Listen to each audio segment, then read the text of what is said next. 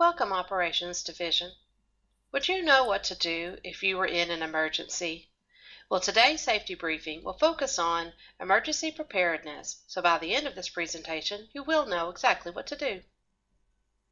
The most common emergency responses are to avoid, deny, defend, which are the responses you may have heard in relation to an active shooter situation. Another way to put it is evacuate, shelter in place, or lock down. How about if a water line breaks and your floor starts getting full of water? What would the emergency response be? Did you say evacuate? That's right. In other words, avoid. Or what if we had such high winds that debris was flying everywhere and we were hearing loud noises against the windows of the building? What would the emergency response be then? Seek shelter away from the windows. The point is, different emergencies require different emergency responses. And of course, your response may be the opposite of these if you are called on to attend to the emergency. Emergencies can be natural or man-made. Here are some different types of emergencies on the screen: flood, tornadoes, fires, chemical spills, explosions, and workplace violence. Weather is the most likely cause for an emergency response for our division, since we live in an area that can experience winter weather, high winds, and tornadoes. In fact, we've had both fire emergencies and explosion experiences here on campus. Maybe you were here for those and can remember them well. This presentation will focus on fire and tornado emergencies. Let's start with fire. What are the different things you can think of that can cause a fire here on TTU campus? Some examples could be cooking, open flames, electrical hazards, even research accidents. As you can see in this picture here, this is a building fire. This type of fire is considered a structural fire. The next picture shows a different type. Here we have a ground fire. In any fire situation, it's important that we don't go crazy, like this guy here. It is important that we remain calm and don't panic. And that's when we implement our emergency response procedure. Keep watching. Our emergency response procedure is called RACE. Have you ever heard this acronym before? R stands for Remove Anyone from Immediate Danger. The A stands for Alarm. Activate the nearest fire alarm and call for help. C stands for Contain. Close all doors and windows to confine the smoke and fire on your way out. And the E, it is for Evacuate or Extinguish. Extinguish the fire if trained, and evacuate to your nearest designated safety sheltering location or your DOSMA as established by your department. Stay with your group. A designated person will start a head count to assure everyone is accounted for. Missing coworkers will be reported to the fire marshal and/or the police. If you're not close to your DOSMA location, stay where you are and then evacuate to the nearest location as you can. Look to see where other employees are evacuating to, and when it's safe to do so, call your supervisor. After hours, the fire marshal or police will give you the all clear. One of the scariest propositions is if your clothes catch on fire. Would you know what to do? This first picture shows an actor named Sam in the TV show called Supernatural on the CW channel. The second picture is an actor and stuntman known as the King of Action. He had to jump through a circle of fire hoop. As he jumped through it, his leg caught on fire. His stunt failed, but he was rescued immediately. If your leg or clothes caught on fire, what would you do? What is the emergency procedure for this situation? You guessed right. It is stop, drop, and roll. First, you would stop where you are. Don't run around. Many tend to run around screaming and yelling and swinging their arms wildly. This can only make the situation worse. As soon as you stop, you should drop immediately to the ground. And then you will begin to roll. Cover your face with your hands and roll over and over until the fire is out. Rolling around will help suffocate the flames, stop the fire, and save your skin. Now let's go over some fire evacuation reminders. Do not use the elevator to evacuate. Instead, use a stairway. What's unique about the stairway? Well, it has a 2-hour fire rating, and so it is much safer. Look for the lighted exit signs and follow those if you can. If you're leaving a room, feel the door with the back of your hand before you open it. You never want to open a hot door because the room behind that door could be on fire already. If so, the door will be hot. Don't go back into a burning building unless an official has told you it's safe to do so. Another important reminder is that smoke rises, so stay low and crawl on the floor. Crawling will prevent you from inhaling as much smoke. If possible, cover your nose and mouth with a damp or wet cloth. If you find yourself trapped in a room, would you know what to do? Well, you'll want to wedge some wet towels or cloth material along the bottom of your door. You could even use your clothes to do that. This would keep the smoke and fire from slipping under the door. Call 911 as soon as possible. Signal location through a window if available. Use bright-colored cloth at the window or make noise. As a last resort, if you're trapped, open or break a window to alert emergency responders or to use as an escape. If someone is disabled and cannot evacuate using the stairs, then we must make sure that they can get to an area of refuge. Some areas are marked as such, usually with a green sign posted on the wall. If an area of refuge is not identified, then getting them to the base of a stairwell is ideal. Otherwise, we have to move the person as horizontally away from the fire as possible. Police and fire marshal have to be notified as the others exit the building. The disabled can be rescued by different people. It doesn't always have to be emergency personnel. And it's important to note that some of our buildings here at Tech have evacuation chairs. Weather is the most likely cause for an emergency response for our division. We live in an area that can experience tornadoes and high winds, such as the record breaker in Oklahoma in 1999. That's really just up the road. It is important that we all know the best way to protect ourselves if we end up in the path of a tornado. Let's watch a video with more information about tornadoes.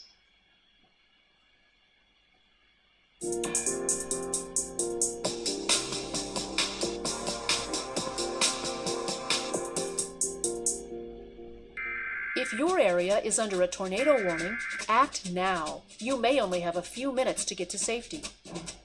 Seek shelter immediately. Go to a safe room, basement, storm cellar, or the lowest level in a sturdy building.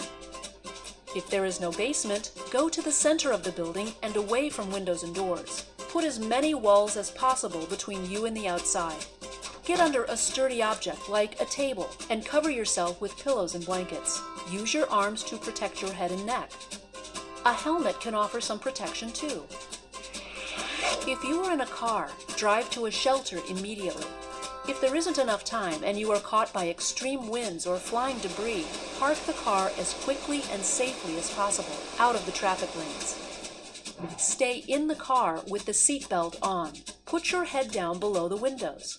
Cover your head with your hands and a blanket, coat, or other cushion if possible. Do not park under an overpass or bridge. And never try to outrun a tornado in an urban or congested area. If you are outside, find the lowest point on the ground and lie face down. Use your arms to protect your head and neck. And most importantly, watch out for flying debris. It causes most fatalities and injuries. Safety is job number 1. Get weather ready.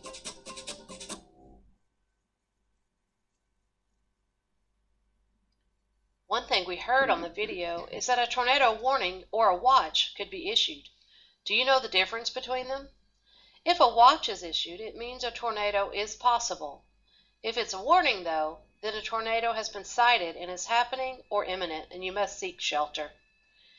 If you're at work, let your supervisor know where you are. Await further instructions once in place. Check your tech alert or media. Go to www.emergency.ttu.edu to set up for tech alert announcements, and make sure to update your contact info if that ever changes. To help you remember what to do, think of enter, seek, listen, and wait. Enter a safe place in a building. Seek interior rooms without windows. Listen for instructions from Tech Alert or media, and wait for the all clear from the fire marshal or PD. Even though we are in West Texas, we can still have some winter weather to worry about from time to time. Would you know how to stay safe? In the event of a weather event, essential personnel are on deck to take care of safety issues immediately. Your director and immediate supervisor can tell you if you are part of our essential personnel. In the event of snow or ice, our crews clear the roads on campus immediately and parking lots are cleared after that. In the event of a campus closure, a message will go out over Tech Alert. Here is what you should know about winter weather. Know what to do before, during, and after a storm. Listen to local officials and your Tech Alert. Have emergency supplies in place at home, at work, and in the car.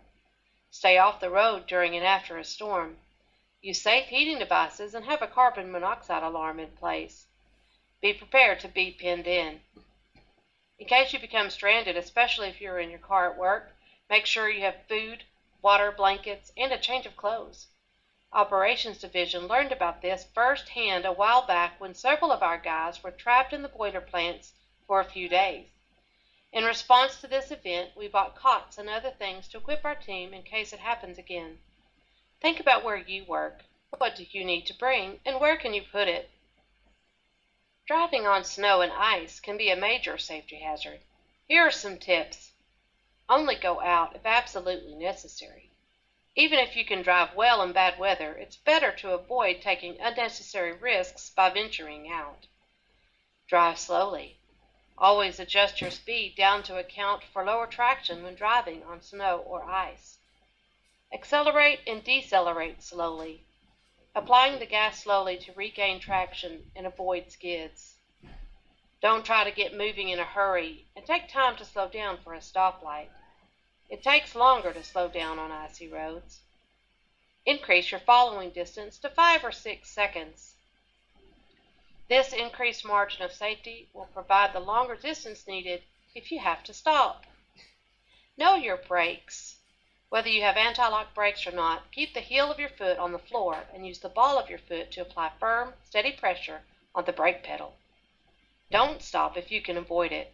There's a big difference in the amount of inertia it takes to start moving from a full stop versus how much it takes to get moving while still rolling.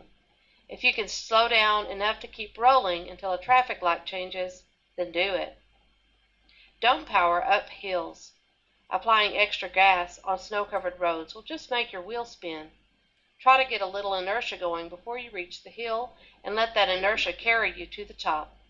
As you reach the crest of the hill, reduce your speed and proceed downhill slowly. And don't stop going up a hill. There's nothing worse than trying to get moving up a hill on an icy road. Get some inertia going on a flat roadway before you take on the hill. Another thing to watch out for in cold weather is slipping or falling. This can lead to major injuries. Watch this video to learn about preventing falls.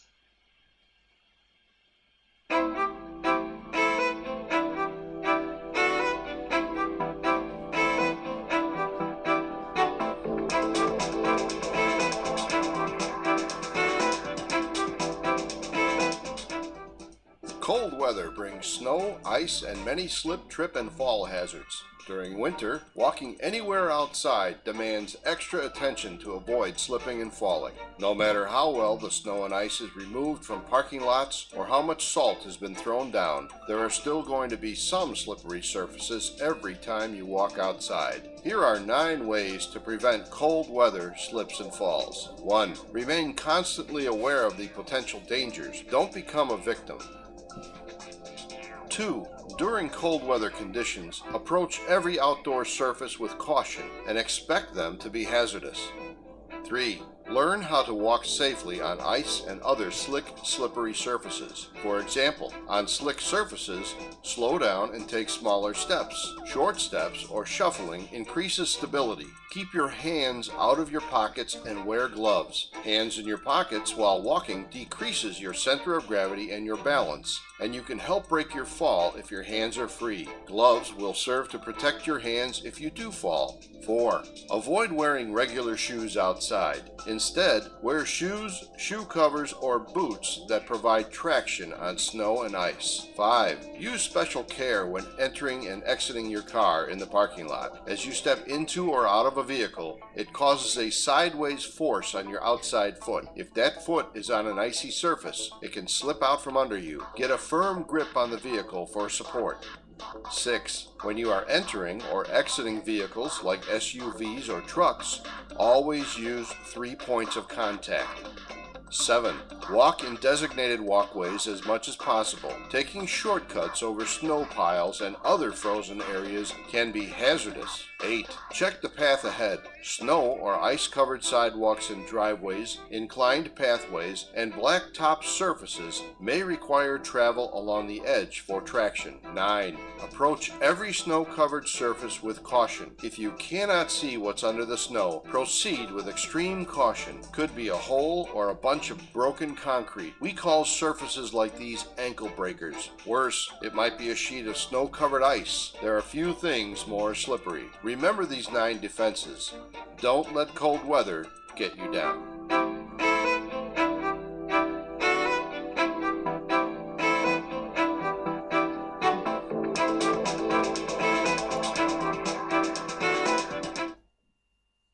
If you work outside, you need to know about one of the most dangerous hazards that can happen. Hypothermia occurs when body heat is lost faster than it can be replaced, and the normal body temperature drops to less than 95 degrees Fahrenheit. Hypothermia is most likely at very cold temperatures, but it can occur even at cool temperatures if a person becomes chilled from rain, sweat, or submersion in cold water. Someone with hypothermia usually isn't aware of his or her condition because the symptoms often begin gradually. Also, the confused thinking associated with hypothermia prevents self-awareness. The confused thinking can also lead to risk-taking behavior, so make sure you are always working with a partner. Here are some warning signs to watch out for: confusion, shivering, difficulty speaking, sleepiness, and even stiff muscles. If you find yourself or a coworker experiencing these, call 911 immediately if it's an emergency. Move the person to a warm, dry area. Remove wet clothes and replace with dry clothes. Cover the body with layers of blankets and with a vapor barrier such as a tarp or a garbage bag, but don't cover the face. If you have any questions, please contact your supervisor or the ARO office in room 104. Safety is one of the top values here at Operations, and we want to keep you safe. Because you matter. There are people counting on you. Thank you for taking part in this training. Stay safe out there and get your guns up.